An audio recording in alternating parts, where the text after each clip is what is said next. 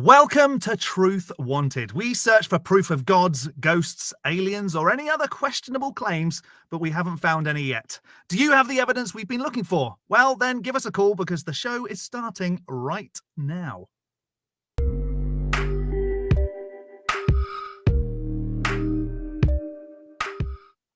Hello! Welcome to another episode of Truth Wanted. I am your host, John the Skeptick. This is the live call-in show that happens every single week, Fridays at 7 p.m. Central Time, where we talk to people about what they believe and why. And if you'd like to give us a call, you can at 1-512-991-9242. Look at me pointing down at it. That's awesome. I've worked that out. Or you can call through your computer at tiny.cc/calltw. Now, Truth Wanted is a product of the Atheist Community of Austin, a 501c3 non-profit organization dedicated to the promotion of atheism, critical thinking, secular humanism, and the separation of religion and government. And each week on Truth Wanted, there is a guest, though this guest doesn't really need an introduction because everybody knows this guest. This guest knows more people than I do. Secular Rarity, how are you doing today? What's up, man? It's good so to be good on. to see you. I feel like I haven't seen you in days. I know. It has it has been longer than days, but not much longer than days, honestly. Exactly. Right. Like, it's something with like quantum time dilation or something. Oh wow. Yeah. Is that I'm sure a topic for Truth Wanted? Yeah. I'm not. It's maybe.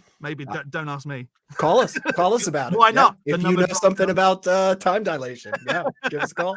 Please do give us a call. We've got plenty of lines open, so if you do want to speak to us today, you can. But before we do get started, we want to give you last week's results to the We Want the Truth, or WWTT segment. So last week we asked you, complete the sentence.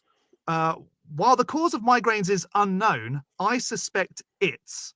And here are some of our favorite answers. So at number 3, Brinstar Media, what really causes migraines is being hit in the head by Kent Hovind's whack an atheist mallet. I like that it's almost like voodoo. Like, right. He whacks you and then it's like, oh, ow. I can actually say, because I have been the recipient of a Kent Hovind whack. You've been whacked? I've been whacked. I know it's one of those things that, it happens. I didn't suffer a migraine after I was hit by Kent Hovind. He didn't really hit me very much. He went more for foreign.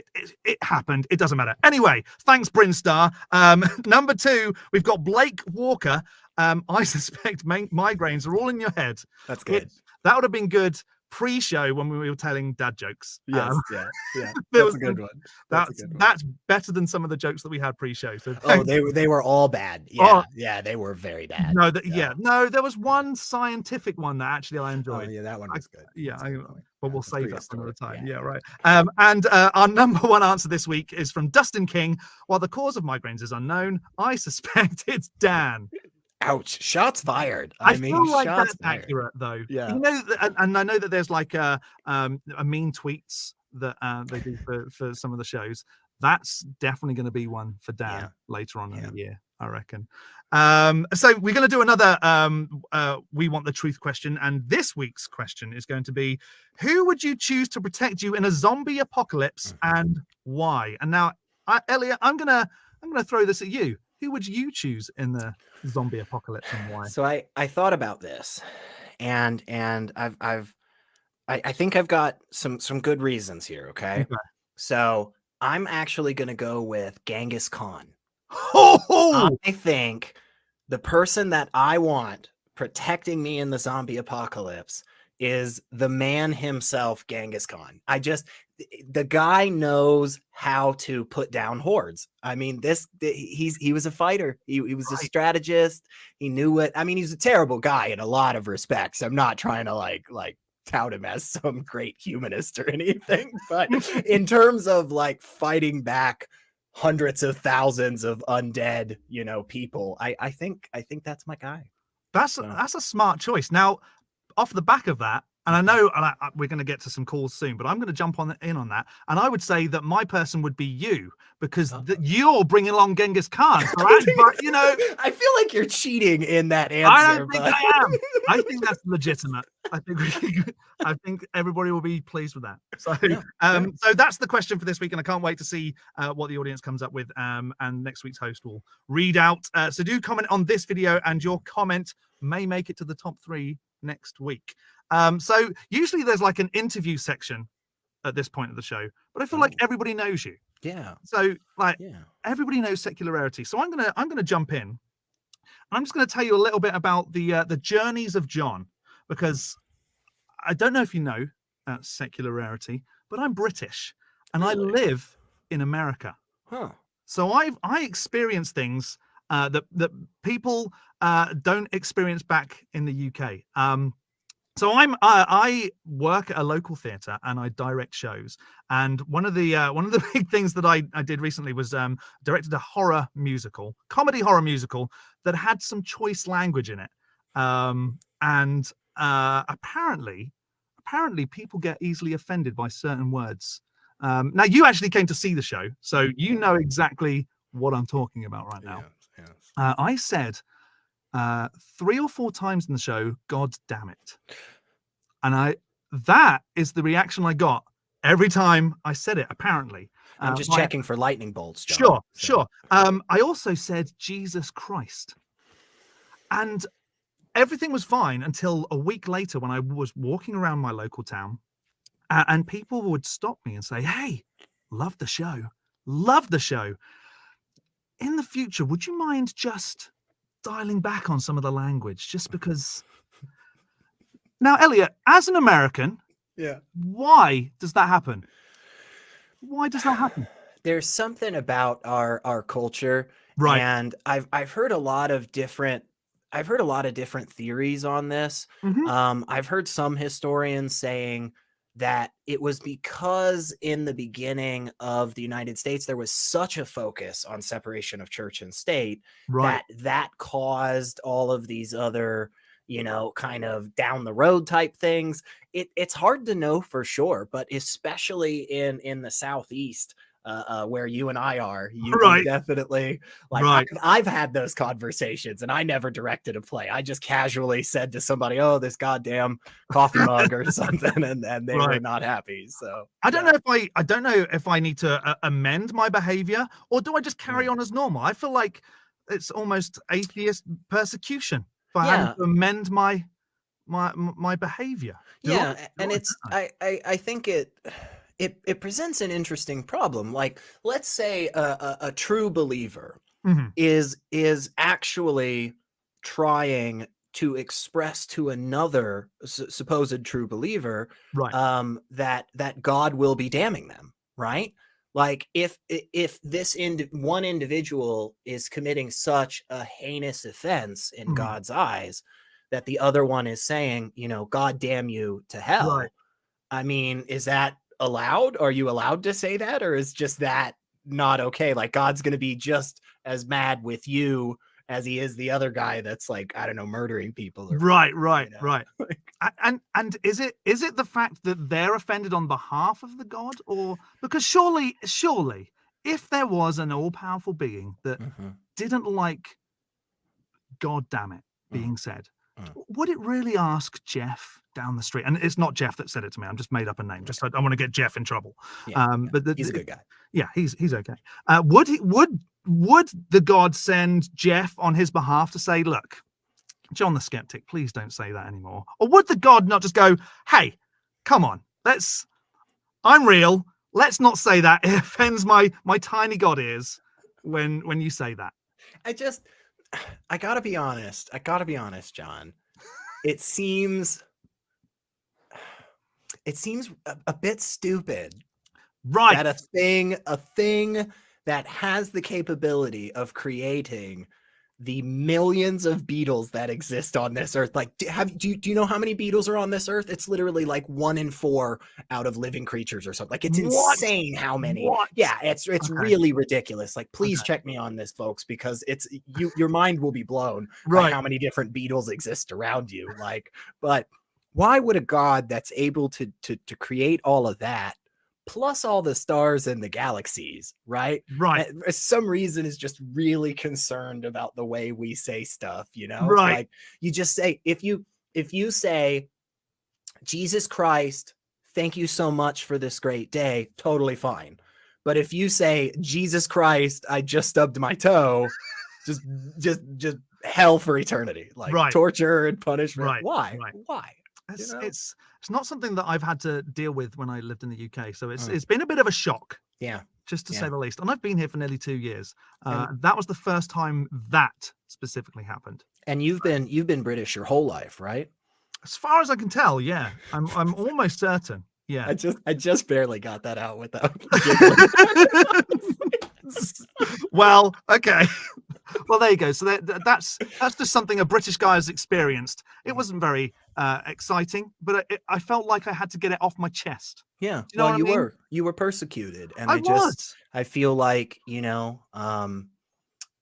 if you were of, let's just say, a different ilk, you know, maybe you would try and maybe make some particular policies or things in place that would just change the goddamn words. I know. Just I know. change the words. I know. I'm sorry that I didn't. Well, yeah. Well, it's a goddamn shame. It is a goddamn shame. I'm so glad you're here because we could just do this for like the entire. Yeah, we've got an hour and a half. Let's just we just say goddamn the whole. Or should we get to some calls maybe? Since I guess why we're really here. Yeah. But before we do get to any calls, we do need to shout out our patron of the week.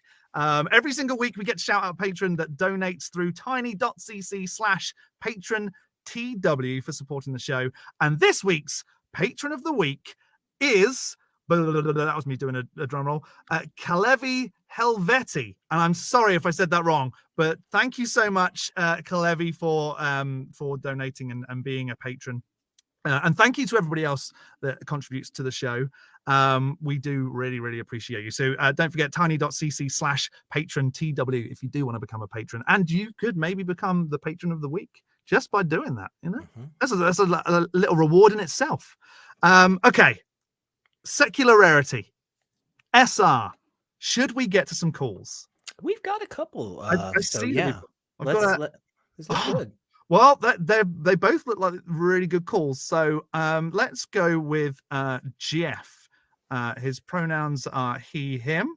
He's from Pennsylvania, I'm sorry, and claims that Christ is the truth since we want the truth. Hey, how's it going, Jeff? You're on with John and SR. Greetings, John and SR, from the city of brotherly love, Philadelphia, Pennsylvania. Nice. I've been there. I like it. Yeah. What have you got for us? Of all the atheist programs, Truth Wanted on the very top of the show is declaring their desire for the truth. And Jesus himself has declared himself not only that he had the truth, but he in fact declared that he was the truth. So of all the shows, I would think this would be the one where all of the words of Christ, as they have been recorded in the Bible, would be meticulously examined and considered if, in fact, it's true that you guys are desiring to know the truth. I think everybody just wants the truth, to be honest. I don't think people like to not believe in things unless they are true. But so I just have one question, because you said that Christ says he's the truth and then is the truth, and I need to know the order, because if a person says that they have the truth and then that they deliver the truth, how do you know that it's the truth? The primary declaration is that he is the truth. Oh, sure. Period. Okay. So Jeff, what when you say truth, it sounds to me like you're using a different terminology than I am. Right. So when you say the phrase that Christ said he is the truth, I would say, while flowery, that language is unintelligible, because when I use the word truth, what I'm talking about is a concept. I'm talking about the ability of a statement to correspond accurately to the world around us.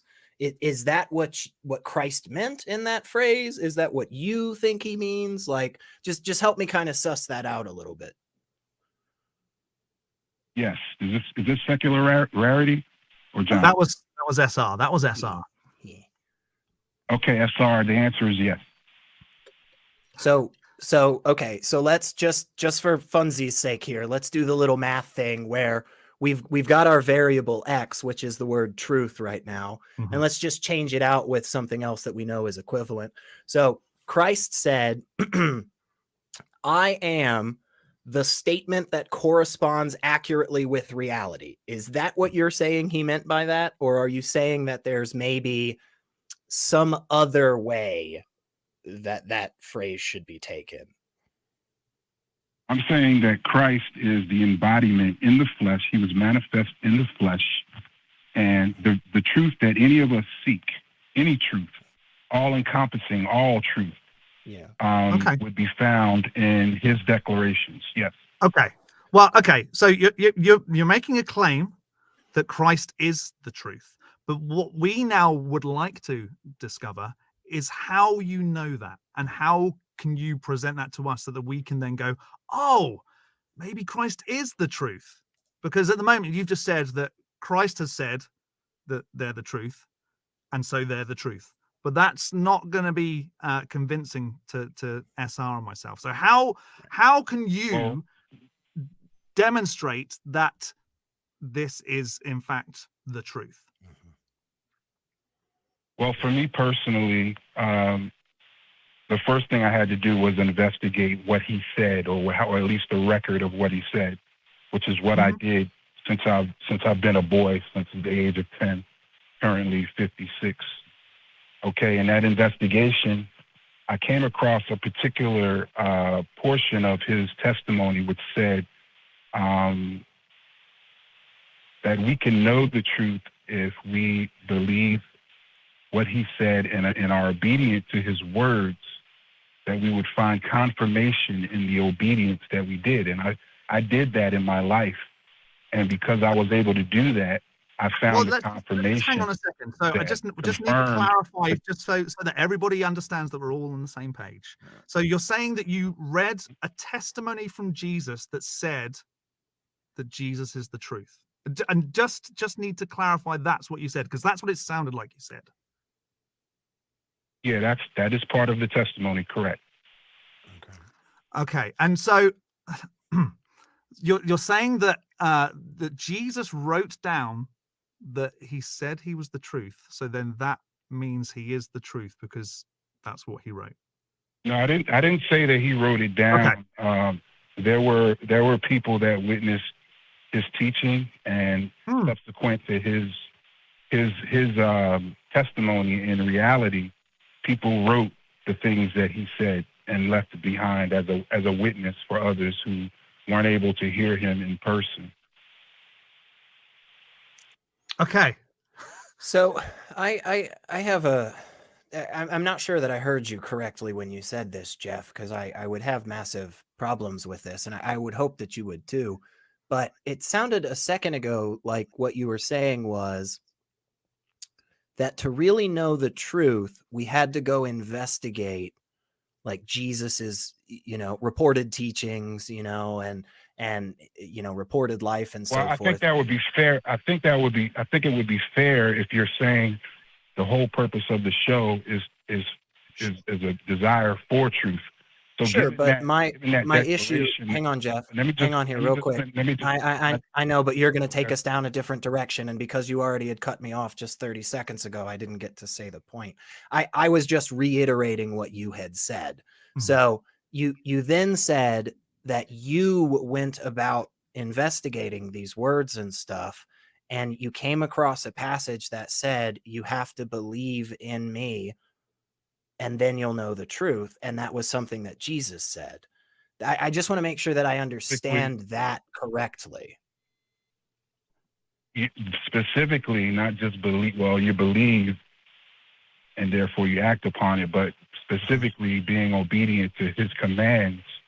Cool. And when you are obedient to the commands, he said, he promised, then you will know that what I'm saying is true. is what he. Okay, That so was the promise that was made. So thank you for clarifying that, Jeff, because I do want to make sure that we're on the same page here. Right. And so my pushback on that would be, well, first off, like just real quick, yes or no, it's not going to change anything, Jeff, but like, do you think Bigfoot is a real thing? Like, do you think Bigfoot's like running around somewhere, like snatching up kids or whatever? I don't know what Bigfoot does. I don't think it's that.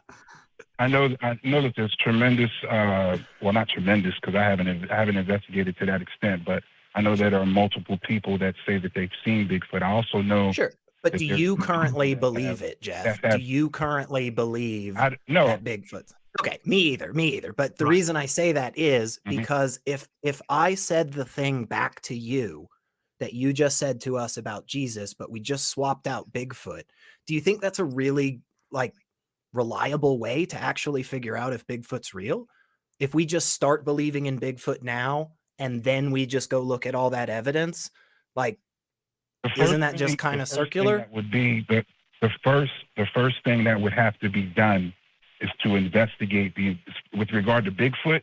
I would have to listen to the testimony and everything that's being presented with regard to the belief in such a person or thing or whatever. But it sounds like you started the position with that would be the intellectually honest thing to do, to investigate the testimony and what has been said. That's the before first believing. But yeah, because it sounds like you started with the belief first and then wanted to find a way to confirm the belief.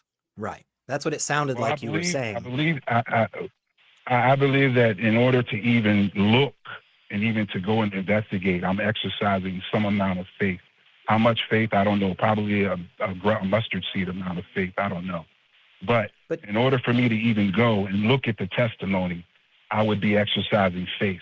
But the first thing that would be the intellectually honest thing to do is to investigate what, and meticulously, if you are serious about wanting to know this person who's declaring that he is the very embodiment of truth, if you desire to know truth, you would know everything that he said.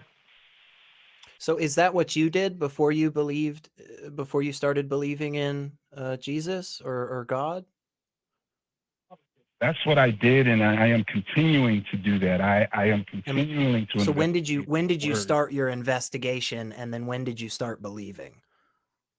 If you remember, was it like it's 10 years? 10 years. I was 10. So at the age of 10, you're telling me that you fully believed that you were able to adequately learn, educate yourself, understand, and come to a conclusion solidly on whether or not Jesus Christ is the truth at the age of 10. I was made aware of Jesus at the age of 10. Right, but did you go through the investigations that you said are the intellectually honest thing to do? From the time of 10 until now to 56, and I'm continuing. I had never stopped. But you accepted the belief at the age of 10, correct? That's what you just said. Yes. Yes. So at the age of 10, before that acceptance of the belief, you believe that you had gone through rigorously enough to make that declaration and conclusion. I'm not saying you didn't. I'm just genuinely wondering if that's how you feel.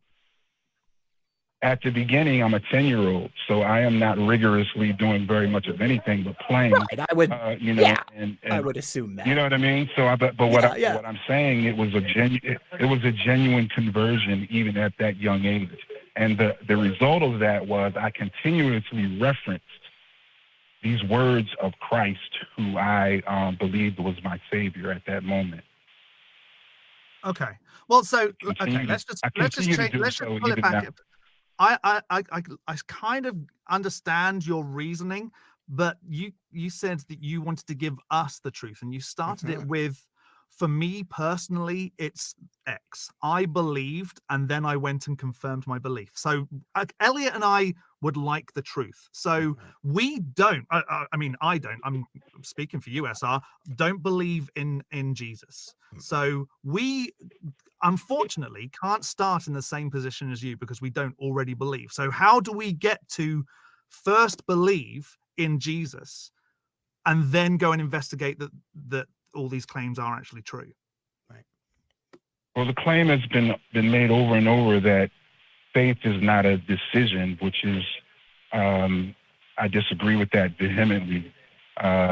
Faith, in fact, is a decision, not totally a decision on our part, but we do participate in the things that we decide to believe, we decide to believe. So basically what you're saying then is we just need to decide to believe in Christ. We just have to then, we can both sit here now, SR and I can go, we now believe, and then that's it. We suddenly believe. No, I wouldn't put the bar that high for you. I would put it at the same place that it was for me. In other words, like I confessed, I believed. Therefore, that's what gave me the impetus or gave me the ability to go and investigate the words. Right. So yeah, that's what we're all on the same page there. You started out with the position that you believed, which is fine. Right. So that's what we were saying. You started out at that position. Unfortunately, SR and I aren't in that position. So how can we go from non-believers to believing? It's sort of the same. It's sort of the same thing that scientists of many scientists of the past have done, who believe that the universe was something that was orderly. And this is faith that they started out in their scientific investigation. They believed that they could go out into this world, observe it, and learn, because there was a faith there that propelled them to investigate all the things that they were. I just think we're using faith in a really, really different way, Jeff. Yeah, really. Because honestly, I understand if we're going to go down this route, and I don't know this is exactly where you want to go, but I just want to just signpost some things real quick. Like, it almost sounds like to me we're starting to go down this real deep philosophical route where we butt up to the very problems that every single one of us exist, in. Like, we can't do anything but just accept that most likely tomorrow's going to be really similar today in a lot of basic ways. Like, and if we go outside and we drop a baseball and it hits the ground, and we do that 500 times over, and every one of our friends has done that, and 1,000 years worth of history shows that too. Like, it's not really faith that next time we go outside and drop a baseball, we're assuming that it's going to hit the ground. Like, we do have repeated demonstrations of this, even if we all at the end of the day are still screwed by those same little sticking points of, well, we can't prove logic, well, we can't prove there's other people, well, we can't prove there's a world around. Like, yeah, of course, yeah, we can't, but literally everybody just has to accept that and move on. So, like, it's not really faith, right? Like, unless you're just using faith in a totally different definition. Faith is just trust. It's not to be obfuscated, but unfortunately, on many of these shows, it is, and they're given this anemic definition which says faith is the belief in the absence of evidence, which is ridiculous, because faith is the belief in the things unseen, right? Isn't that what the Bible says? The Bible explicitly tells you what faith is, and it more adheres to definitions that I hear on this show than the definition you just gave of simply trust. Because I have trust in things, but I wouldn't say that I have faith in the same manner. Like, there are two different definitions of each.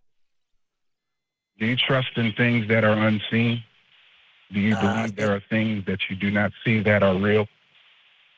Yes, but in a very specific sense. Like, I can't see with my eyes human cells, but I not only trust that they exist, I fully accept that they exist because they've been demonstrated to me. Right. That's just the tip of the iceberg of the unseen realm that is religion, in fact, reality. That's just it's not unseen. It's that it's unseen with the human eye as it currently exists. It's still demonstrable in some capacity. Yeah, we can see these things. This is how this is one of the ways that we figured out, like, x-rays and stuff. Like Right. we can do these cool things because atoms are actually there. Like that's how we figured out like the uncertainty principle and stuff, like because of the fact that we can actually see this. Like the double slit experiment is something you can witness. But the natural eye, which we use in this world to interact with the natural world, is limited in its scope. Of course it is, because there would be no way for us to live our lives if you were constantly seeing every electron field around you. You would literally never be able to get out of bed. It would be impossible. Exactly. Yeah. Exactly. Hence the reason that we have these bodies, because they're basically filters that allow us to interact in this physical world that God has given you and I. So is there another world than the physical world? Is there another world than the physical one? Yes. How would we show that? Yeah. How can you prove that? How if we can interact with that world, surely we'd be able to demonstrate that world physically. Yeah. Right. Well, we're actually doing it right now as we have this conversation, because the reality is that you and I both exist not only in the natural world and in our natural bodies, but we are also have a spiritual nature, a spirit man within us, an unseen part of us. And that but is if it's unseen, how do you know that it's unseen? Unseen in the natural world is just unseen in these little holes here. We can still see them in some capacity when we use, technology that we've developed to see these things. If we haven't got the technology to see these things that you're now describing, how do you know that they're there? Yeah. The technology to perceive it is built in. The spirit that is communicating with you right now, named Jeff from the city of brotherly love, is a demonstration of the spiritual nature of this body, this natural body called Jeff as well. But so this is the problem, Jeff, is that John, myself, and you are all agreeing on point number one, okay, right? Which technically, in the big philosophical sense, we don't have any good justification, yada, yada, yada. We're moving past that garbage.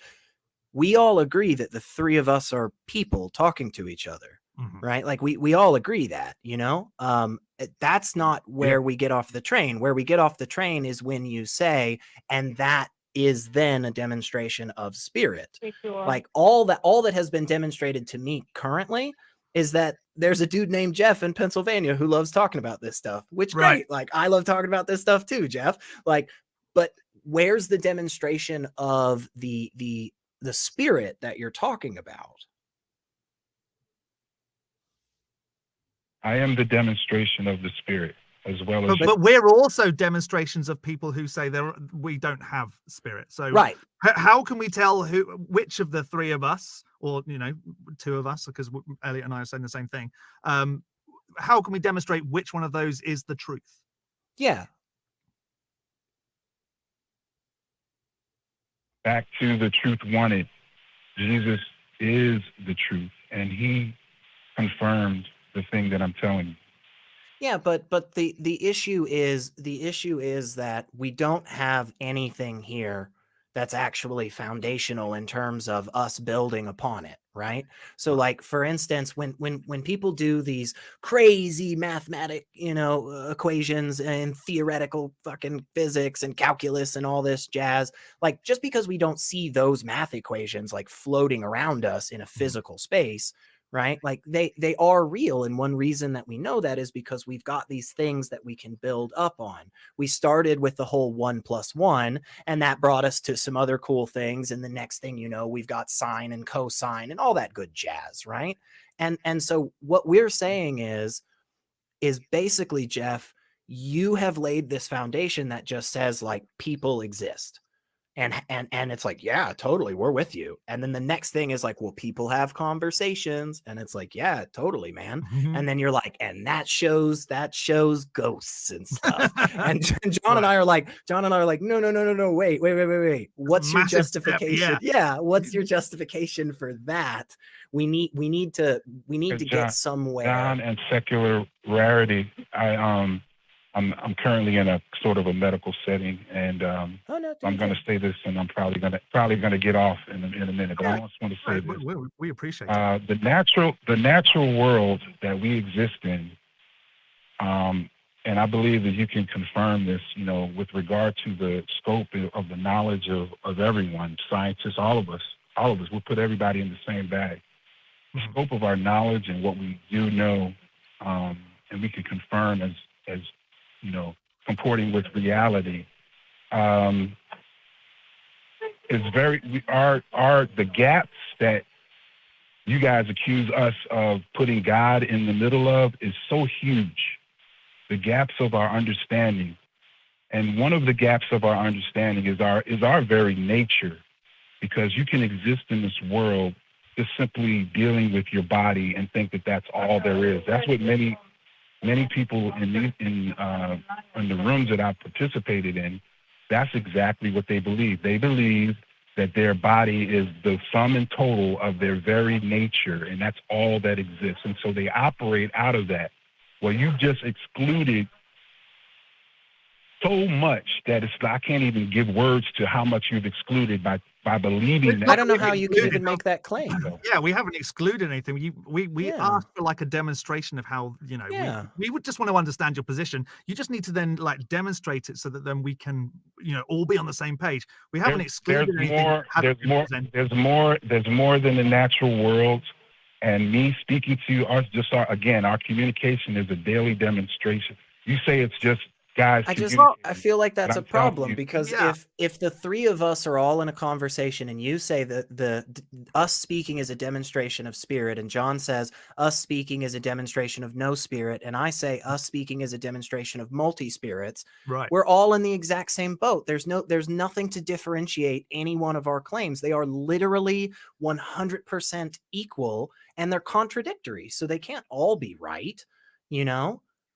We have a responsibility to make a decision, and that's what a lot of people want to escape: responsibility. They want to say they want to equivocate everything, but there's evidence, and you can investigate it, but you have to have faith to investigate that evidence. I'm gonna say good night and peace again from the city. Well, it was a good call. Yeah, thanks for calling in, Jeff. We appreciate it. You take care, and I hope that everything in the medical setting's okay, and that you're nice and safe and being looked after, whatever's going on. But thank you. I appreciate that. Thank you. Peace. Thank you. You take care. Man, he calls us back. Yeah, he's a nice guy. I always struggle when it comes to folks saying, well, you can see the natural, but you can't see the unnatural, so you just have to believe that it's there. And I mean, I am a big fan of, here's something, you can touch it, prod it, look at it, taste it, smell it, whatever, you know, that it's there. When you start coming at me with, oh, you just have to think that maybe this could be a possibility, and so it is, I really struggle with that. And I think what happens, and I'll be real quick because I know we got other calls and other announcements, but I think one of the things that I often get frustrated in these types of conversations is when it appears as if an individual is accepting that they don't have an ability to understand something. Right. Like from the beginning, they're like, it's a blank box and it's a question mark. And then you're like, oh, okay, cool. So we don't know what it is. And they go, oh, no. Actually, let me ascribe all these characteristics. Right. That's really difficult, because if we are granting from the beginning, it doesn't have any characteristics that we know of, how then do we take the next step to apply all these attributes, you know? Right. So, and I just felt like some of that was coming in, and, you know, it was a good call though. It was a good call. But it did take a huge curve. Like, it started out with, well, here's why Jesus is the truth. And then it's like, well, we've all got spirits and all this. And, oh, okay. I wasn't expecting that, but great. Great. I love when that happens. Right. So just so that you're aware, we are accepting super chats, and we will read them live on air. So do feel free to make us leave a super chat, and we'll read out the things that you've written, as long as they're obviously YouTube appropriate. Right. And also, if you'd like to support the show another way, super chats is one way, but you can do it another way by donating to our Patreon at tiny.cc/PatreonTW. There's a few different tiers on there, and you can get your name shouted out like we did at the start of the show. If you do donate, you can also support by becoming a member, and you get really cool emojis that you can use. Your name gets highlighted in the chat, and you'll be immune to the chat timeouts, which have caught me a few times. And it's all for as little as 99 cents per month. That's very little. That's not much. Yeah, I'd do it. I don't know if my face has made it to any of the emojis yet. I don't know who I have to sleep with to make that happen, but we'll sort it out. I think I have one on talking. Oh, you would. So yeah, it makes me feel real. Honestly, there are some days where like it's what keeps me going. So. Just want my own little emoji. We do have we've got some spaces in the call line if you do want to give us a call. The number's down there in the corner. But we do have another call if you want to take it. Let's do it. We've got John from Canada. His pronouns are he, him, and he says the necessity of God, and he can make an argument for God being necessary. Sweet. Hello, John. I like your name, by the way. Oh, thank you. Thank you. I appreciate that. How are you, gentlemen? Doing good. Pretty good. What have you got? Excellent. Okay. Before I make my case, I want to ask you a question. Have either of you ever seen the classic Twilight Zone? Yeah. Oh, years ago, yes. Yeah. I'm talking about like the classic Twilight Zone, like hosted by Rod Sterling, black and white. Yeah, the originals. Right, For sure, man. My favorite was I'm gonna spoil this, but if you haven't seen it, then it's on you guys. It's 50 some odd years old. One of my favorites was the soldier that wakes up, in the room, and there's only the clown and the ballerina, and then they find out their toys in a toy bin. That's great. Anyway, yeah. What you got? Okay. Well, I'm referring to the episode, You Look Like Number 12. Have you seen that episode? You see, in that episode, what happens is it's set in the future, and in this future, you see, in this future, everyone looks identical, exactly the same. Like every man looks the same. There are only two models of bodies for women, and the only way you can tell them apart is through a name tag, and plus there's no emotion. The point is, everyone is identical, and it was revealed in the episode that, like, when someone turns 18, someone has to go through this transformation to choose a body, and the reason why they do that is because they decided a long time ago that if everyone looked exactly the same, there'll be no difference between people, and then therefore there'll be no war, and there'll be absolute peace. Okay. Yeah. Right. Okay. See, the people who started this society had a good idea, but the result was they created a world where there was no individuality, there was no humanity, and the world was stagnant. Which brings us to the old saying, the road to hell is paved with good intentions. Right. Okay. Okay. Where are you going with this goes? Yeah. I love the Twilight Zone, so I'm happy to just spend the entire rest of the show talking about this. I'm just a little unsure as to where we're going. So. Well, what I'm saying is that what the reality or the future that's in the Twilight Zone is what's happening today in the real world with this woke movement, trying to make everyone the same. Right.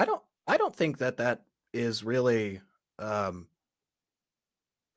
be honest, John, and I sure could be mistaken on this. So please forgive me, because I'm not a part of every single social movement or political organization or whatever. But I very rarely hear anybody make the argument that everybody should be exactly the same, whether they're on any side of any argument whatsoever. In fact, there are very, very, very, very, very, very, very, very select individuals and arguments throughout history that have been like that, and more of them tend to be on the like autocratic, like far right political ideology.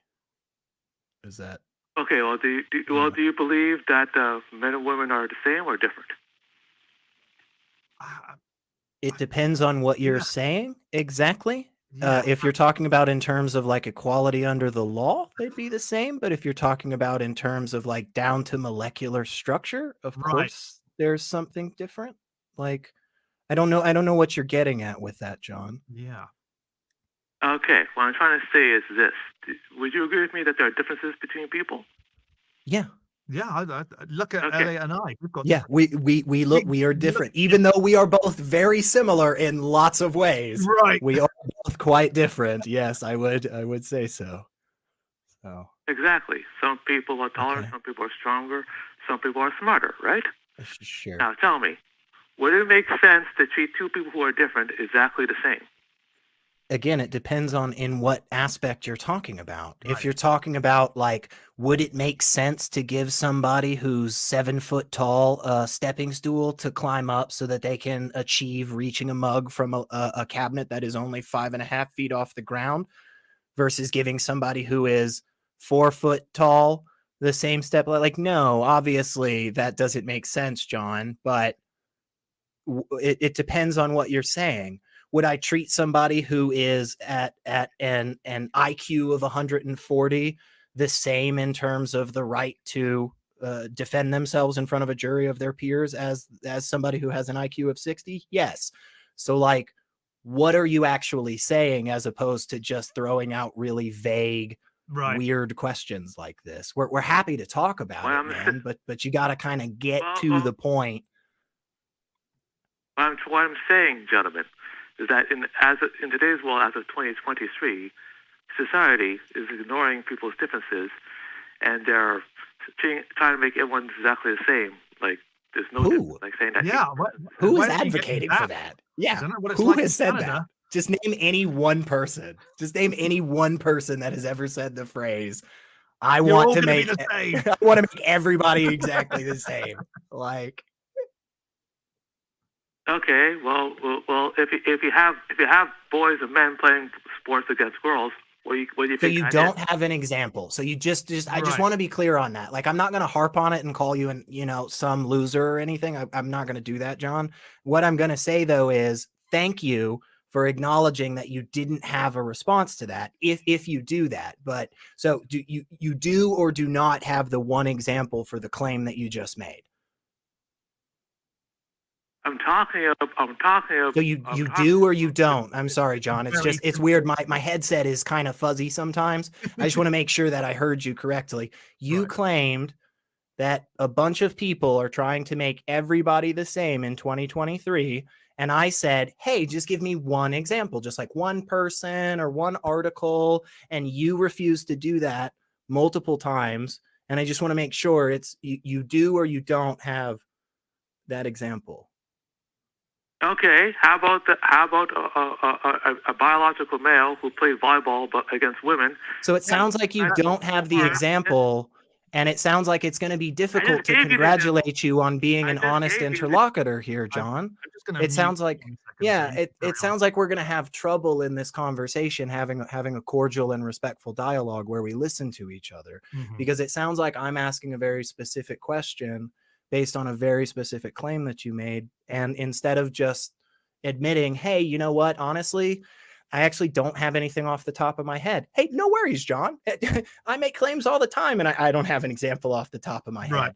But at least it's good to recognize that in conversation, because it shows that you're actually trying to have a conversation and not just, like, I don't know, demean a whole group of people for some arbitrary bullshit. You know? Not that, again, anybody would necessarily make that claim today. Plus, I think it'd be good to stick to the topic of the call as well. You called about the necessity of God. Oh yeah, we got way off. We got really off track. So I'd like to bring you back and just let's bring it back to where we originally were, John. And I think I forgot to unmute him. I'm sorry. There we go. Here we go. Now you're back, John. Okay. The necessity of God is that when you take God out of the equation, you end up with communism. And at which time you have communism, you end up with death camps. And wait. The lack of God leads to communism? Is that what you're arguing? I just want to make sure I'm not, again... Atheism and communism goes hand in hand, gentlemen. Read your history books. Why do you think atheism and communism go hand in hand? Let's just start there, just because I'm really deeply interested in how you got to that conclusion. Like, just what is it? You're saying that because of history? Is that what you're saying? if you read your history books, I've read a lot of history books, trust me. Let me speak. If you read your history books, each time God or religion is banned from a country, like in China or Russia. I just wanted to mute you in the middle of your sentence because I know where you're going, John. Because I feel very confident between the two of us. I feel very confident that you do not have the knowledge of history that I do. And I have the demonstrations to prove that. But here's what I'll say, which is super fun. If you believe that atheism and communism are intrinsically tied together in a historic fashion, right, it would be difficult to continue making that claim if, say, one of these ideologies, let's say one of these words, for instance, existed in the lexicon worldwide for 1,000+ years before the other. It would be a super big shame if one of those isms that you just mentioned wasn't invented until like the last couple hundred years and the other one had documentation from, say, 1,000 years ago. That would be like a super problematic thing for your viewpoint here, because it would be hard to say that they're connected, right? If you notice carefully, the first rule book in the dictatorship is banning religion. Why do you think there's no religion? No, that's not true. Or Russia? That's just not true. Yes, it is. That's just not true. Let's You know give that an the Orthodox Church right now is one of the main things that Vladimir Putin uses to like force people to do stuff. Like, you know, the Nazis and the fascists in Italy explicitly use the church. Like, this is what every single dictator has used religious trappings purposefully, because they know how powerful it can be. Are there places that are both communist and atheist? Sure. Are there places that have been atheist and then went to communist? Sure. But there are bunches of places all over the world. Surprisingly, I know this may be shocking, there are places and people who are both religious and communist. I actually know a Muslim who is very particular about how communism and Islam are intrinsically tied together. So this just doesn't feel like it holds up. And it doesn't even really feel like this is what you're calling in to talk about again. Right. Like, if you're saying God is necessary, okay, if you're not using the philosophical language for that, that's fine, but just make that clear, because currently what you're saying is so nonsensical in a philosophical like discussion here. Because when we're talking about necessary, we're saying that it cannot possibly be another way. Like, it has to exist in all possible conceptions of reality. Mm-hmm. And it just doesn't feel like that's even where you're going. It feels like you're making the really wishy-washy, watered-down argument of, without God, society crumbles. Oh, shoot. And funny enough, we had societies way long before we had Christianity. And we've got a lot of very prosperous societies that are increasingly going down in their religiosity. Mm-hmm. So all of this is just kind of, it's just kind of similar to where you called in, where you just started asking these really vague questions, man. Like, it just doesn't, it feels like you have a really specific point you want to get to, and you're just kind of dancing around it. And until you could just jump in there and make it. All of a sudden we go, what? We weren't expecting that. What? Have we lost you, John? Are you still there? We might have. I'll shut up for a second, I promise, John. Secular Rarity, John the Skeptic. I'd like to ask you a question. Do you feel that Christianity is being imposed on you? I'm sorry, I missed what you were saying because I was thinking about the Twilight Zone. Say again. John the Skeptic, I'll ask you. Do you feel that Christianity is being forced upon you? Is that how you feel? Do I feel like Christianity is being forced upon me? Personally, no, but I do have to be, as I was saying at the start of the show, I have to be mindful, because apparently people's feelings get hurt if I say God damn it in a show. So it's not necessarily being forced upon me, but I'm trying to remain aware that some of my actions could offend people, be that in a good or bad way, be that good or bad for me, sorry, not in a bad way. So it's definitely there, and still has the it almost shapes the face of wherever I live at the moment, because it's the dominant force. It is more people will kick off for me saying God damn it than they will for me saying shit in a show, you know. And that's because of their religion, that they feel like that. So it's being forced upon me in that way. But do I feel like I have to suddenly become Christian? No. Yeah. And I would say for me, I feel like Christianity is being forced in specific ways. So it's not that anybody is really shaking me down on the street corner and telling me to convert. But for instance, just in my state particularly, there is legislation that is actively trying to enforce Christian ideas onto people who do not share those ideas and are of a different faith. Me personally, I'm of none, but imagine as you being a Christian, John, imagine if somebody was passing, laws that really focused on Hinduism and were forcing you as a non-practicing Hindu to adhere to certain ideologies that the only justification for is this is my religious belief. Like that would be imposing Hinduism on you as a Christian in this country. That is explicitly against what our country was founded on. I mean, it's in the Constitution. Like that was a big part for us. So that I would say in that way. But again, yeah, nobody's running me down on the road and yelling me. Yeah. SR, become a Christian. Yeah, not yet. Maybe someday. If long to that day. Yeah. You just got to believe. Was there a reason for that question, John? Yeah. Well, as a Christian, if someone's practicing Hinduism, or let's say someone puts Hinduism tenets on the wall, I'm not going to be offended. I'll still be Christian. But what if the police do that? Right. What if the police precinct in your area gets together before every time they go out on a raid and they say, Jai Shri Ram, all hail Ram, all hail Rama, love Lord Rama. What if they did that? I don't care. I don't care what the police pray, just as long as they protect me. Yeah, but if they're actively praying to a completely different belief system than you, and you both disagree on very specific points related to what makes a person worth protecting, they're less likely to protect you because they disagree with what you think a good person is based on nothing more than their religious teachings. Yeah, I mean, the only thing that's making the police less effective is this idea of defunding the police. Police need guns.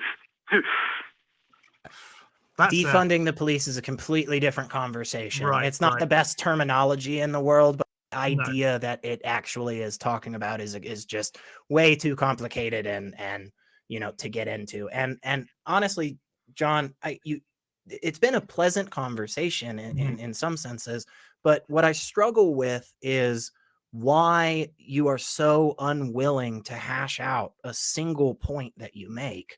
Right. And I think one of the reasons is because you maybe don't as strongly believe some of these things as you think. And what you're doing is you're just trying to shotgun a couple of different ideas all at once because there's this larger conclusion that you've got in mind that you want to get to. And instead of just going to that conclusion, we're just hitting these little pings off to the side because maybe one of them will eventually hit the target. Yeah. Okay, well, you just told me that you feel that Christianity is being threatened. Like, for instance, John the Skeptic, you just told me that if you said the GD word, you feel that you'll offend someone or you'll be fined. But keep in mind that conservatives and Christians, keep in mind that if we say something wrong against transsexual people, anyone from the LGBT community, we'll be fined.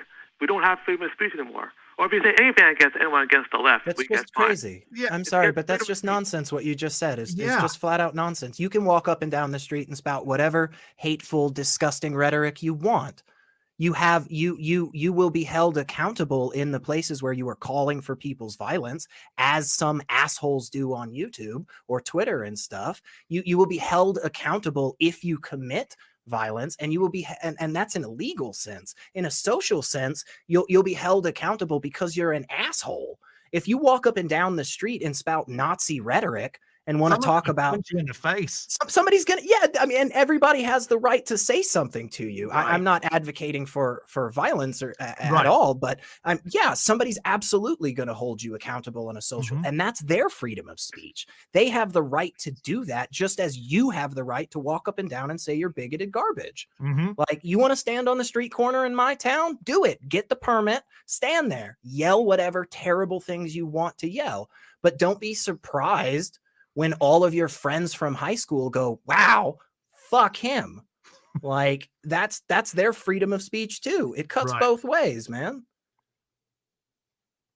Okay, then how come during the George Floyd riots, no one got arrested, no one got prosecuted? What is this? What is this? What's going on here? Because you called in saying I've got some reasons that God is necessary, and now you're just going down all these different tangents, and it's I think we'd probably like to keep it on one level. Okay, hang on, John. I'm just going to mute you 1 second, because just so I can just get my point. We're going to give you one more shot to give to us the necessity of God, without all of these offshoots of you going, well, what about people's rights in downtown or whatever. Let's just go, this is why I think God is necessary.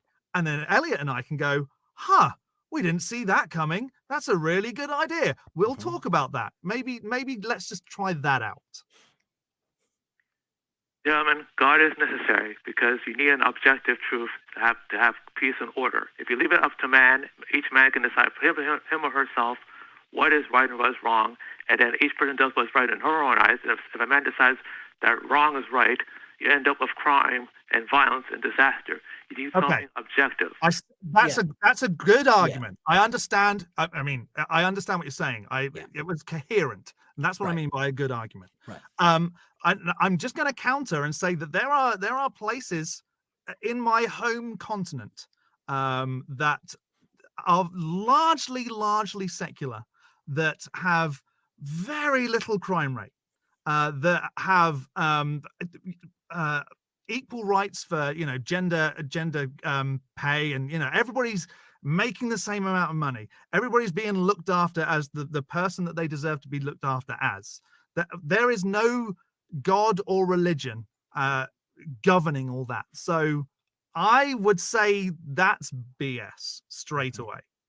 And I would say without a God, we still can have objective truth. Like a God isn't necessary to give us that.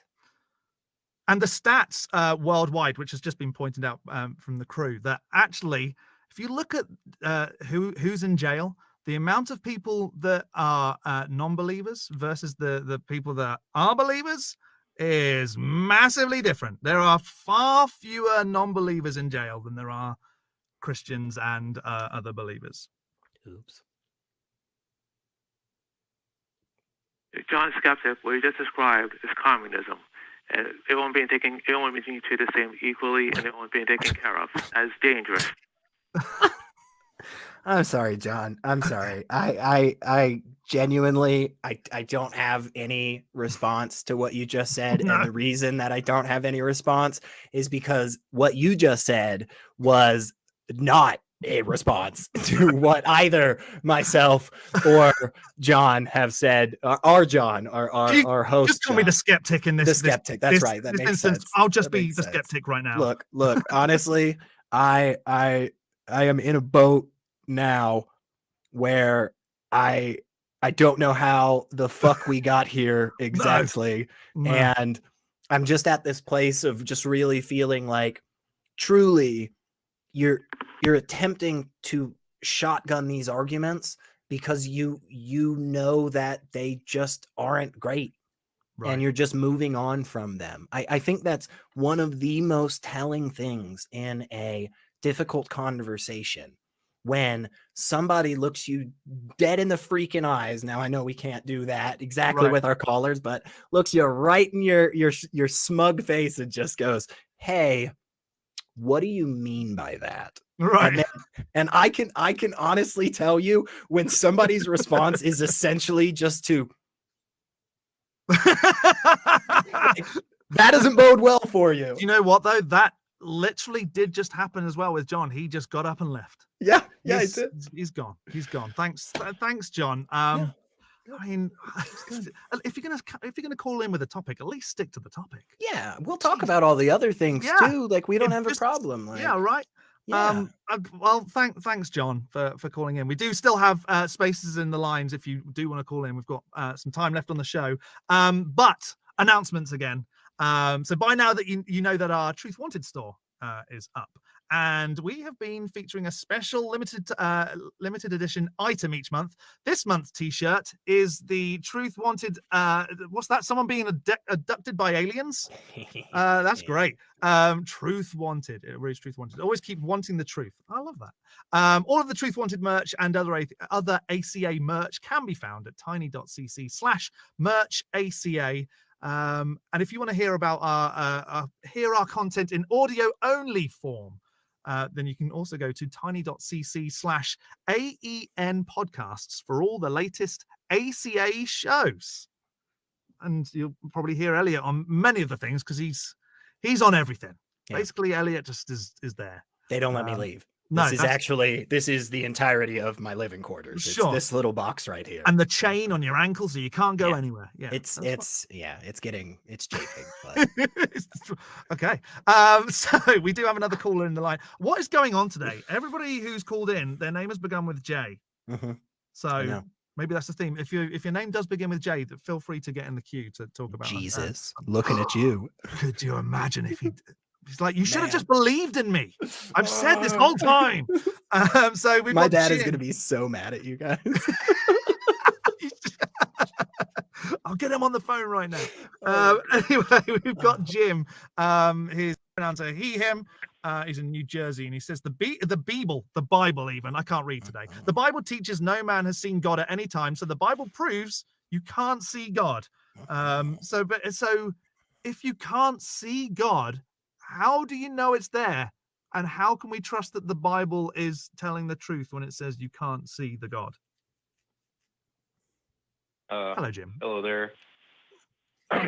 So, like, the Bible teaches that no man has seen God at any time. But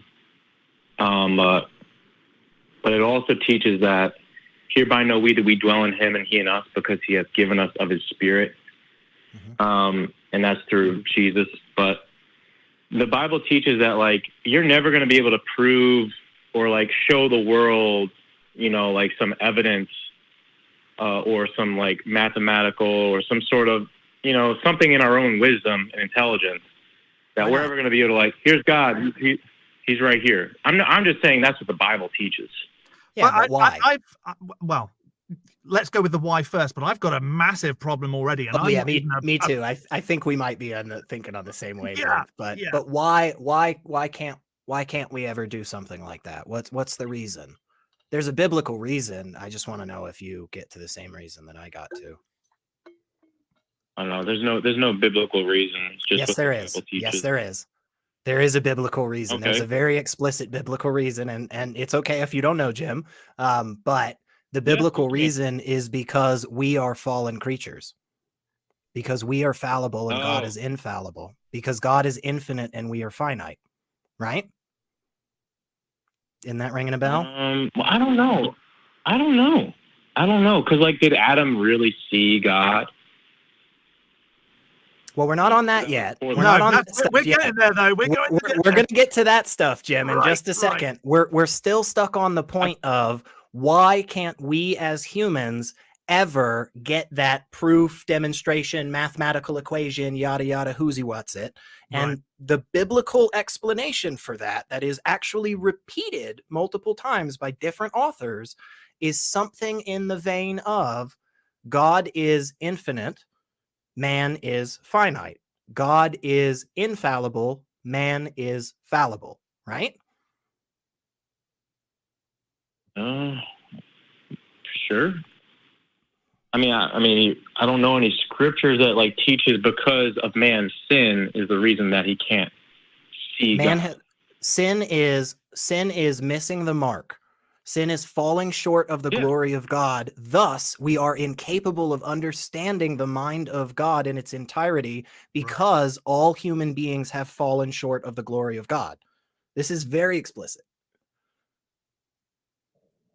Yeah, I mean, I don't know if we'll ever really fully understand, even say in heaven, biblically, like in the afterlife as angels. I don't even know if we're even going to, fully comprehend everything there. Not, but I think that's an interesting. I think that's an interesting for us to put a little flag in there, and we can go over to Skeptick here and talk about the seeing God thing real quick. Because I am not from a religious background. I would say fortunately, I don't know if that's fortunate or not. It leaves me in the unfortunate position of not knowing very much about the Bible. However, I have read parts of the Bible, and I have read in a fair few places that such and such person was talking face to face with God. This person was walking with God. This person did this. So in those instances, is the Bible lying? Yeah, I know. I know Moses did. Moses saw God's backside. Okay. So if Moses can see the God, does that mean that everybody else would then have the potential to see the God? Well, I mean, the Bible clearly teaches, like, when you're thinking about like a very, like one person, and it's like literally like one of the most important names, like literally, like it says that, and grace, for the law came from Moses, but grace and truth came by Jesus Christ. John chapter 1, like that name is so attached to the law of God and just like how powerful it is and how it's one person in the whole Bible that has ever said like he saw God face to face. But the Bible also clearly teaches like no man has seen God at any time. So I to me, I'm thinking it's more of like a functional understanding when it says no man has seen God at any time. Like you're not going to see God. You're not seeing God. But people have seen God in the Bible. People have seen God. So it's either they have or they haven't. Yeah, Moses. Yeah, so yeah, whatever you want to do. Well, that's a pretty important, Jim, because either what you're saying is that the stories in the Bible where these very faithful individuals said they saw God, that those stories are at the very least incorrect, not necessarily that they're lying, but they're not true, right? Or what you're saying is that people in the past have seen God, but for some reason people don't today. Which is a shame because we've got such amazing technology definitely now. Not. We could catch God if God visited someone. I would pull out my iPhone 14 and I would video that. Yeah. This webcam is 1080, so there you go. Definitely get it. I mean, yeah. Well, I mean, definitely in the Old Testament, it teaches the same thing about not seeing God. It's not like the people in the Old Testament saw God. It's just one person.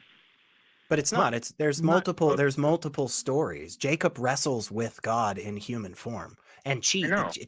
But that doesn't mean that he saw God. Yeah, but you see what the issue is, right? Is that now you're backtracking on some things here, Jim. Mm-hmm. So either nobody sees God, right? Nobody has ever seen God, or not, right? That's the actual true dichotomy. So the or not could equal a few people saw him, or this one guy saw him. Mm-hmm. There's an infinite amount of possibilities there. But if you're making the claim that nobody, period, end of sentence, has ever seen God, then just like John asked, what do you say about those stories in the Bible where somebody said, I saw God? Are you saying those are not true? No, I have the answer. Is that no man has seen the Father at any time. But the only begotten Son, which is in the bosom of the Father, he hath declared him, and the Bible teaches, like in John chapter 1. So no man has seen the Father, but say like when Jacob wrestled with God, that was clearly Jesus. What is the difference between God and the Father? Because from my understanding, you have, as the Trinity, you have God the Father, Jesus the Son, also called the Christ, and the Holy Spirit as being separate but the same. So you're saying there's a distinction between the Father and God? Saying that Jesus is the one, he's the Word of God. Jesus is the Word made flesh. Like he's the one who we can see in the flesh. So when Jacob was wrestling with somebody in the Bible, and when Moses saw God's backside, that was actually Jesus both times. Is that what you're claiming? Yeah, definitely with Jacob, and yeah. So why do you believe this and literally nobody has believed that? Like, I'm not even talking about like scholars or anything. I'm just talking about faithful believers. Why has nobody in the history of the Bible read the Bible that way? Were they just all wrong? That Jacob wrestled with Jesus? Right. That the incarnation of God mentioned multiple places in the Old Testament, books that some go back thousands some odd years, that was actually Jesus. Why has nobody else gotten to this conclusion? All right. First of all, that you're wrong. Many people have come to that conclusion. Who? Name one. We'll play this game again, Jim. We'll play this game again. Our last caller failed. You are the next contestant on the wonderful game show here on Truth Wanted. It's a mini segment we do called Give Us One Example. So give us one example. Name any theologian, any scholar, any Christian apologist that claims that when Moses saw God and when Jacob wrestled with God, it was actually Jesus. Any one example. All right, I can name you multiple, but Pastor Stephen Anderson. Stephen Anderson? Faithful Word Baptist Church. If I go look up, okay, because I can't do this live. I'm gonna trust you here, okay? I'm gonna trust you, Jim. If I go look up, I'm pretty sure Pastor Stephen Anderson is that hateful bigot that's gotten like kicked out of a couple of different churches and places. It doesn't matter. But if I go look up and cannot find a single example, you will call back in the next time I'm on Truth Wanted, because the next time I'm on Truth Wanted, I will absolutely be like, hey, I did my research and I found this video and that guy definitely said that. Jim, you were right. I was wrong. And you'll do the same if I do this research and we find nothing, right? You'll honor that two-way street just the same, right, Jim? I don't really know why you care if somebody else said it. Well, because you were the one that made the claim. Yeah. You were the one that made the claim that many other people had viewed this way. And really what I was trying to do was say that pretty much nobody in the theological or scholarly fields view it that way for very specific theological and scholarly reasons. One, because Jesus wasn't a character for a really long time. So none of the Jews back then would have thought about him in that way, right? But yeah, anyway. I will take this challenge, Jim. I mean, they might have not called him Jesus, but when Jacob saw the angel of the Lord, like when many people say the angel of the Lord is Jesus in the Old Testament, you know that? I know that there are some people who have made that claim, but that is a very different claim. And even that claim that you're referencing is still a bit more nuanced. I'm pretty sure I know some of the scholars. I mean, they are scholars, but they're also Christian apologists. Like those fields do overlap sometimes. But yeah, I do at least know that there is something a lot closer to that claim going around the circles of people. Whereas the claim you made previously, I do not think there is anybody that says that.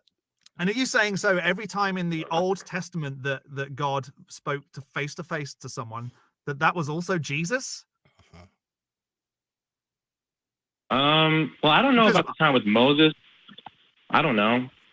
But so also, if you it's don't not if you because don't know, and perhaps that, I mean, let's just say that everything in the Bible definitely happened, just for argument's sake. If God did speak to Moses at that point, that then means that your initial point is not valid, because you said that the Bible proves that God cannot be seen. Mhm. Just want to clarify that. Yeah. That is also. Yeah, I mean, I would definitely feel comfortable before God saying, if Moses saw you face to face, then he saw Jesus, because the Bible clearly says no man has seen God the Father at any time, but the only begotten Son, which is in the bosom of the Father, he has declared him. Jesus said, when you see me, you see the Father. Hang on. That now, I do not understand the Bible, so I'm going to need some clarification here. Timeline of when Jesus came around to when the Old Testament was Jesus, when was Jesus born in the timeline of Old and New Testaments? Oh, so okay, so so earlier on, Moses couldn't have seen Jesus because Jesus wasn't around at that point. Historically, if we're going to say that the Bible is the truth, Jesus I'm saying it before creation. Jesus is before creation. Creation. But Jim, you could make the argument that Jesus in a divine existence was around before creation, but you couldn't make the argument that Jesus as a flesh and body man was around before existence, right? Because that's the big thing. The big thing about Jesus is that it was God the Father incarnate in essence in a human flesh that was earthly born, that was born of woman. So Jesus as an actual physical person couldn't have existed all the way back then. As a divine entity, sure, but not as a physical thing, yeah? Yeah, I know. These are some problems. Was able to, I mean, coming into, or just being able to be seen, I think definitely he was definitely able to be seen. But he could do that without being a human being. Right. Well, he'd still be visible in the earth. Yeah, but he could do that without being a flesh and blood human. Right. Yeah, potentially, yeah. There's some problems there. If he could potentially do that, then it's not actually Jesus in the past. It's actually just the essence of God, meaning it's just God, the Father. Because the difference between God and Jesus is the physical being born of woman aspect. That's the difference. In essence, they are the same. But the man, like say Abraham, when he saw the three people and it said, "This is the Lord," you know, like it's just God making it so that we can see someone, to put it in our senses. It's still, you know, it's not. But that doesn't make it what God gave us. But that doesn't make it a human being, right? Right. That incorporation of God is not human, correct? Why? Because how is it human? How is it human? How is it adhering to the criteria of person? But you're saying that God can't make a form that is spiritual in nature and looks like a person? Are you saying that that's not possible? I'm thinking that that's what they saw. That is what they saw. And that's what I'm saying. They looked like a person, but in actuality, they don't have skin and bones and muscle and livers, but they look like they would, because God is so powerful that he could create a form that looks human but is not actually human. Right. Because if that were actually human, then we've got a problem with the Jesus narrative now, because then Jesus couldn't have been born under the Virgin Mary. He would already have been. He would have already been born. He would be a really, really old baby. Yeah. Well, maybe, why couldn't he just, get born like from a woman. Well, again, this isn't a problem for me, Jim. This is a problem for you. Yeah. I'm going to grant that God can do all the magic stuff, and God can do whatever freaking magic he wants, because that's how magic works. You just get to insert it whenever you want because there's no rules. But if what we're saying at the end of the day is, if we are accepting that Jesus Christ is actually the in-flesh, incarnate Word of God, the essence, the divine Spirit of God in a human being, so as to take on our sins and forgive us for them, Jesus can't be born way back when the Old Testament was written, because then he isn't being born by a Virgin Mary. Therefore, his birth is not pure. Therefore, he is not able to be the sacrificial, unblemished lamb. That's where the issue comes in. I know it's a little, because the Bible teaches that he's the lamb slain before the foundation of the world even. Yeah, I know that. I think it's wrong. I answer this. So, like, I answer this problem, Jim, by just saying it's not true to begin with. So. Yeah. I mean, hopefully it's some stuff to think about, at least, Jim. Yeah. I know. That's what this is all about, honestly, essentially. Bro, like sometimes, like I've even thought, like, you know, like, I don't even know if hard to like the cross was just a representation of what always existed in the way that people are saved. Like, sometimes, I don't know, man, I just don't care enough, I guess, about. I don't. It's hard to think about sometimes, but I'm just. Yeah, it is. But I'm just like, it's so good. But what if I told you, because we're running out of time, Jim. Yeah. But this was a really good conversation, honestly, and John and I do this stuff all the time, so please definitely call us back. Yeah. But what if I made this claim, right? What if I said to you, hey, Jim, I genuinely believe with every little bit inside of me that there is a method out there that provides all of the great stuff that you've gotten from this belief and minimizes all of the negative stuff, if not just outright cutting it out. I fully believe that there is a method out there that is the good stuff, gets rid of the bad stuff, and I think we're getting better at that. And so, yeah, I get it. Hey, maybe some of this stuff is confusing, but it does provide some good benefits. I just genuinely believe there's another method that provides even better shit for you, man. And that's all I want. I just want all of us walking around using the most effective, beneficial method, you know, the one that harms us all the least. So, and doesn't make us sit here trying to, you know, scratch our heads going, yeah, wait a second. How did if you put that and then it comes back, it doesn't make sense. Right. Yeah, man. Hopefully there's some good things for you to think about there, Jim. Yeah. It was a good call, man. Yeah. I'm not sure if Jim's gone, but we're gonna let you go, Jim, because we have unfortunately reached the end of the show anyway, and we've been talking so much that we've missed a ton of announcements. So I'm gonna rattle through them just to make sure everybody knows exactly what's going on. First of all, we did have a super chat, and we do like to throw the super chats up on the screen. So Hell's Bells, thank you so much for the super chat. They said, Satan told me to give money, so I did. I don't know if they come up on the screen, but maybe they did. And so they donated $6.66, which makes perfect sense. I get it. I love that. Thanks, Hell's Bells. So if you happen to be in the Austin area on April 30th, 2023, we'll be broadcasting live from the Free Thought Library. So join us for Talk Heathen, hosted by Objectively Dan, and special guest Blind Limey.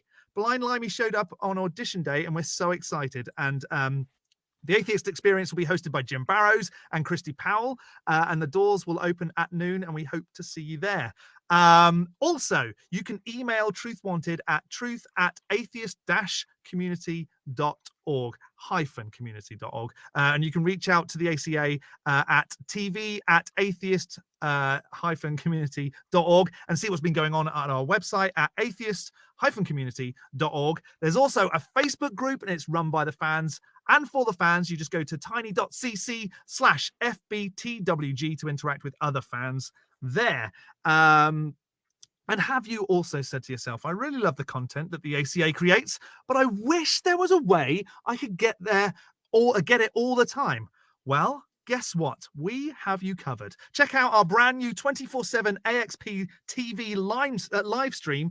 Tune in at any time of the day to experience a constant stream of shows, clips, and specials from over 26 seasons of the Atheist Experience. Watch or simply listen to your favorite hosts and discover some hosts you'd never even heard of. You just visit tiny.cc/AXPTV to join in the fun.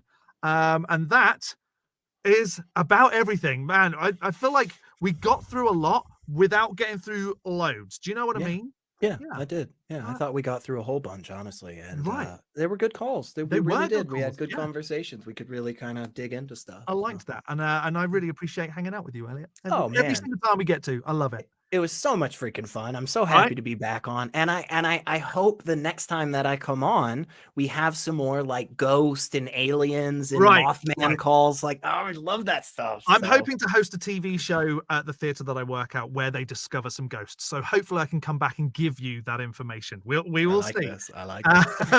I would say, where can we find you? But everybody knows who you are. That's ridiculous. You can stick around because we're going to be hanging out on the Atheist Community of Discord after show. So join us there at tiny.cc/ACD Discord. And that is about it. Last but not least, I'd really like to thank the amazing crew. Let's see the crew, because they've been working so very hard. Very beautiful faces. Thank you so much for making this happen every single week. And just remember, there's the We Want the Truth, the question that we ask. Who would you choose to protect you in a zombie apocalypse, and why? Leave a comment, and the top 3 will be read out next week. And that is about everything for tonight. I've just been speaking a lot. I mean, I'll do the announcements. I'll let you do all the calls. There you go. That's how it works. Yeah, honestly. We both have a problem shutting up. And so it's like the crew right now is like in the freaking show. Like, we want to go and get some coffee. I've been the Skeptick. And as always, remember to keep wanting the truth.